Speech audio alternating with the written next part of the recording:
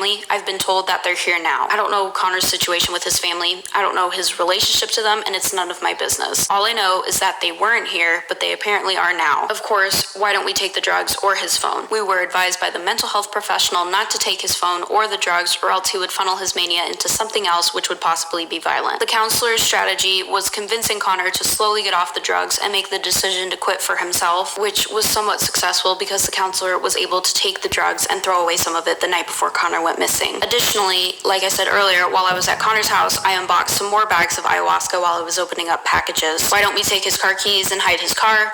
We would be liable for auto theft. Why did the police let him go? Like I said earlier, Connor puts on a very manic persona for social media, but he's very calm in person, which is why I assume the police let him go. And from the times that I called them, it seemed that they could not take action unless he was actively hurting himself or others. They also could not enter his apartment without seeing the drugs, and Connor talked to them outside of his front door, so I guess the officers didn't see the ayahuasca when they visited him. Why didn't I tie him down to his bed and get him sober? His bed is a mattress on the floor. There's nowhere to tie him to. He's also a 6'4" former bodybuilder, and I'm a 5'1" white girl. Connor isn't an animal. He's someone who needs help, and he already did one stint in a mental hospital, which, as his sister put it, only made him worse. Will we get in legal trouble for trying to help him and failing?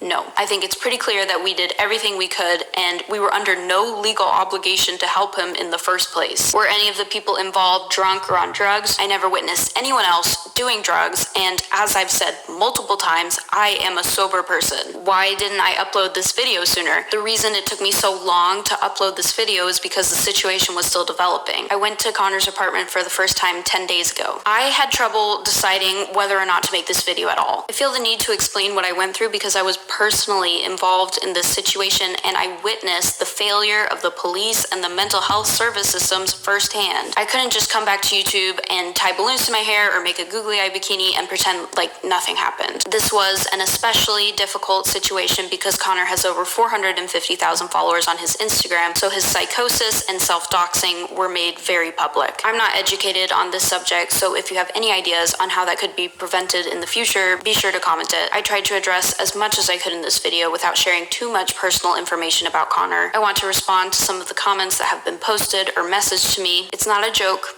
It's not fake.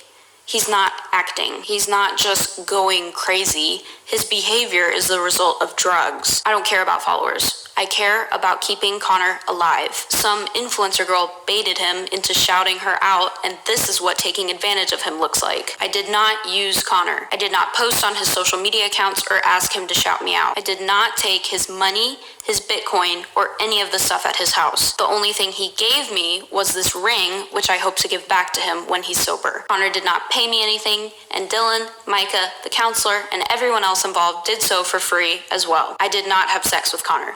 That never happened, and he never once made sexual advances towards me. I'm not mad about us not having sex either. I no longer can devote this much of my time to helping Connor. I tried everything I could think of to help him, and I've left it in his family's hands. Maybe I didn't do enough, but I need to step away because I don't know him and I don't want to make anything worse. As I am one of the only ones here physically, I hope I explained why we were not able to take away his phone, his car, or even the drugs that are doing this to him. Now that I'm posting this, I am removing myself from the situation. I hope he can get some income back from the AdSense of the videos I got him to on private. I hope his treatment is successful. This has been a draining week on top of all of this. On May 6th, someone I knew from middle and high school passed away, so I was trying to deal with that in addition to communicating with Micah and Dylan. My car was also hit by a drunk driver, so I was filing an insurance claim in between helping Connor and urging people to not go to his house. I've felt like I needed to work on this video nonstop and get it up as soon as possible before I could post anything on social media, or I'd have everyone asking me about Connor and yelling at me for not doing something. So I'm sorry if this video is not perfect. Please stop contacting Connor and do not go to his apartment. Please stop making fun of him and taking advantage of him. And to the people who still accuse me of clout fishing by uploading this video, I will not be dragging the situation out any further. My involvement ends here. And if anyone asks me about Connor, I'm just going to send them this video and hope the best for him. I'm out.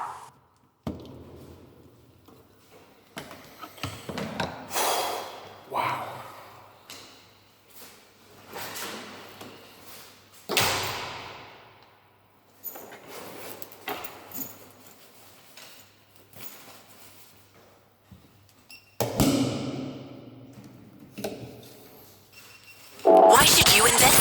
Excellent. All right.